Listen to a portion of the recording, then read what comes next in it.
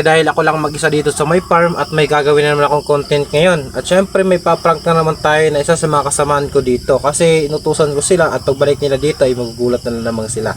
Content ngayon mga koitabs or prank para sa mga kasama ko. Itong pitchel na ito ay lalagyan ko ng tubig. Tapos ilalagay ko lang dito at lalagyan ko ng maraming asin. So now alam nyo kung ano mangyayari.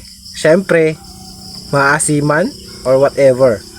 Maparat siguro yun. Dito na siya. Lalagyan ko na ng tubig. Abangan.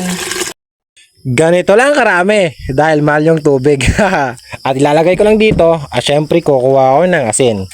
Itong asin na ito, ganito karami ang ilalagay ko dito. Yan. Iubos ko to. Yun.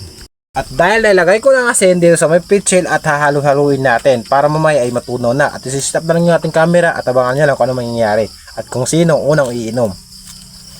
Siya ay may asin na nga pero haluin natin to kasi para hindi malata. Abangan nila mga koitabs kung sino yung ating mapaprank ngayon sa mga kasama natin. At syempre kung sino man yung unang pumunta dito. At syempre siya yung unang iinom. At syempre siya yung unang mapaprank. At yung camera natin ay pasimple-simple natin na i-video.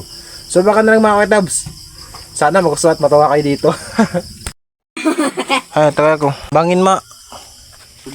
Dito butang.